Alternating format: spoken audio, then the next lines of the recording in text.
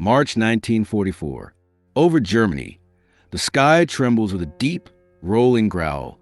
Not thunder from a storm, but from engines. German troops look up and whisper one word: Donnerschlag, Thunderclap. The fighter they once mocked as a flying milk bottle now owns the heavens, and soon it will bring that thunder down to earth. This is how the P-47 Thunderbolt became the Luftwaffe's nightmare.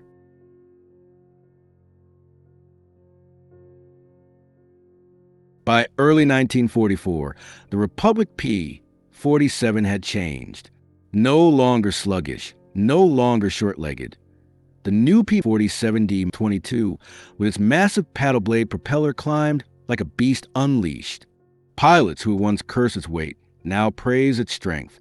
Use your power, Colonel Hub Zemke told his men.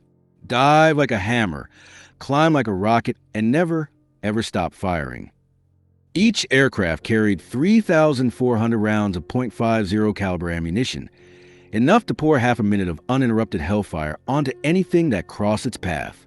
And above 30,000 feet, the big double wasp engine still roared with full strength while German fighters gasped for air. The Hunter had become the storm.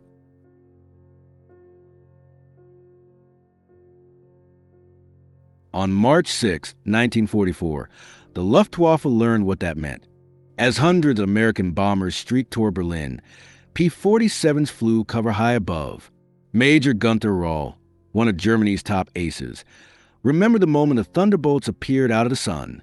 We laughed when we saw their shapes, until they fell upon us like an avalanche. In 30 seconds, 3 FW-190s were gone, shredded by converging streams of .50 caliber fire. The surviving German pilots dove for cloud cover, but the Jug could dive faster. It fell like a meteor, then climbed again before the enemy could blink. To the men below, the sound of those engines was unmistakable, a low, continuous growl that rolled across the sky like thunder itself. Donnerschlag. From that day forward, the German Air Force would never again control the skies over Europe.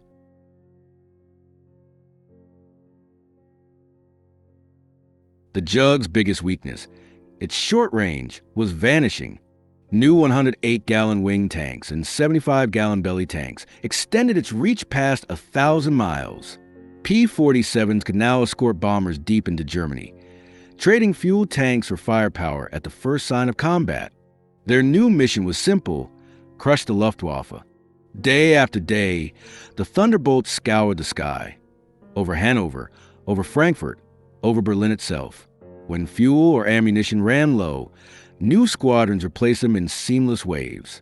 To German pilots, it felt endless. They were everywhere, one veteran recalled. You could not climb above them. You could not dive beneath them. They ruled every altitude. The Luftwaffe's elite was dying faster than it could be replaced. Fuel was scarce, spare parts rarer still. Every victory the Germans claimed now cost them 3 or 4 aircraft in return.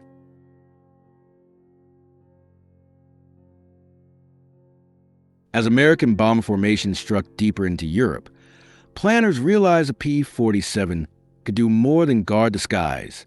It could destroy the enemy's ability to fight at all.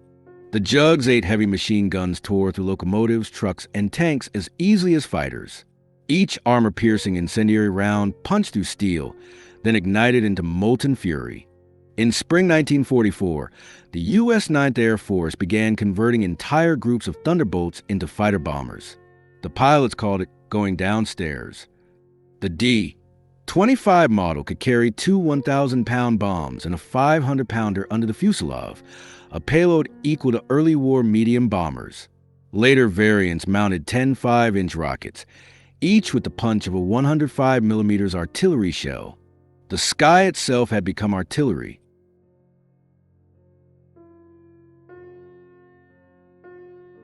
June 6, 1944. D-Day. As the Allied Armada crossed the Channel, more than 500 P-47s swept the skies above Normandy. At dawn, German fighters tried to reach the beaches. They never made it. Oberleutnant Wolfgang Fischer, one of the few who survived, later recalled, "The sky belonged to them. We climbed, but they were already there, at every height from the sea to the stratosphere. We were slaughtered. By mid-morning, the Luftwaffe over Normandy had ceased to exist. The Thunderbolt had claimed the air, and now they turned their fury downward. Convoys, bridges, gun emplacements, nothing was safe. Columns of trucks simply vanished under waves of gunfire. Within days, the German front was paralyzed. The ground troops gave them a new name, J-bows fighter bombers. But to those below, they were something worse, flying artillery.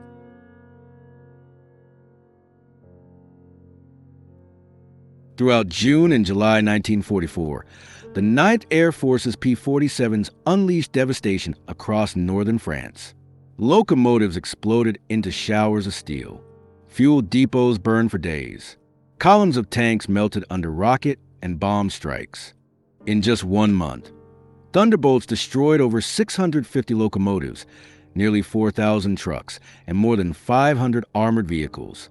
German officers watching their shattered supply lines sent desperate reports to Berlin.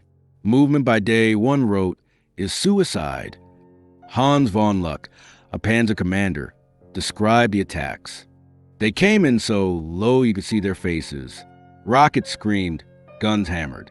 In seconds, a column of 20 vehicles became wreckage. The effect on the men was devastating. The Luftwaffe had once laughed at the jug. Now the Wehrmacht feared it more than tanks.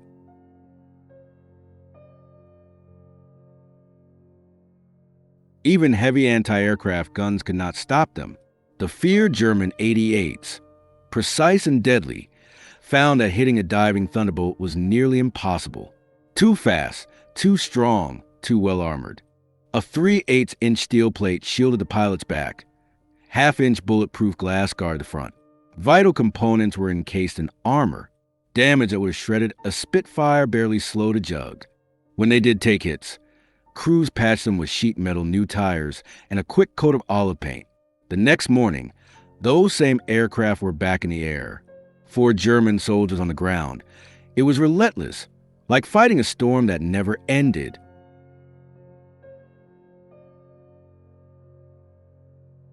By August, the psychological toll was visible.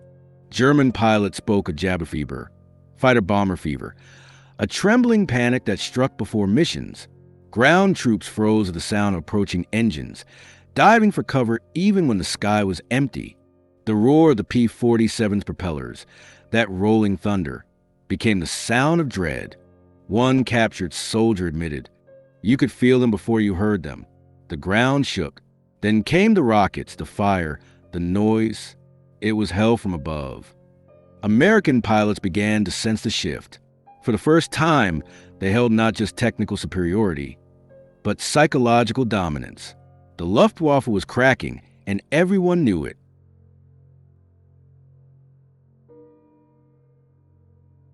Behind every Thunderbolt was a miracle of production. Factories in New York and Indiana built one P-47 every hour, day and night. By the end of 1944, Republic Aviation had produced over 15,000 of them. Each required 65,000 individual parts, 8 miles of wiring, and nearly 2,000 pounds of aluminum. Ammunition plants turn out 30 million rounds of .50 caliber bullets per month. Fuel tankers crossed the Atlantic by the hundreds, feeding a war that seemed powered by endless energy. Major George Brooking of the 365th Fighter Group saw it firsthand during Operation Bodenplatte, the Luftwaffe's last desperate attack on January 1st, 1945. German fighters destroyed 22 Thunderbolts on the ground. A captured pilot sneered, "What do you think of that?" Brooking pointed to the flight line. "By tomorrow," he said, "we'll have 40 new ones. How long will it take you to replace your pilots?" He was right. Within 48 hours, fresh jugs filled the runway. The Luftwaffe, by then, could barely refuel what was left of its squadrons.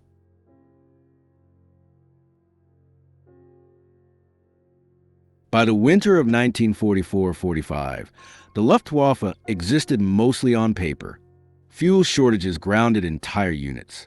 Young, under-trained pilots faced veterans flying machines that shrugged off everything they could throw. Thunderbolt formations roamed from the Rhine to the Ruhr, strafing anything that moved. Trains, trucks, tanks, even horse-drawn carts. The numbers were staggering. Over 3,000 German aircraft destroyed in the air, another 3,000 on the ground, tens of thousands of vehicles obliterated. In 1 year, the P-47 had gone from ridicule to total dominance. Even the Germans admitted it. Captured ace Joseph Priller, the same man who once called the Jug a pregnant cow, later told interrogators, "It is the best fighter bomber of the war. Its guns never jam, its armor never fails, and its pilots are trained like instructors. We laughed once. We don't laugh now."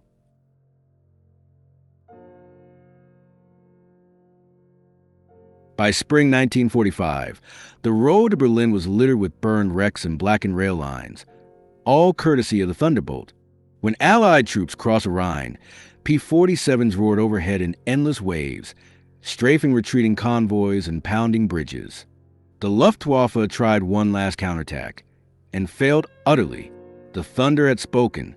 In just 2 years, the flying milk bottle had become the most feared weapon in the European sky. And as the war moved toward its final act, the Jug would take its thunder to the Pacific, to the long blue reaches where Japanese pilots would learn the same lesson the Germans had. You can't kill a thunderstorm. The Thunderbolt goes to the Pacific, over the jungles of New Guinea and the islands of Japan. It will prove that the Jug's power knows no ocean. And when the first jets appear, the P-47 will meet them head on. If you enjoyed this episode, subscribe for Part 4, The Thunder and the Storm, the P-47's final triumph and legacy. Because the story of this unbreakable machine isn't over yet.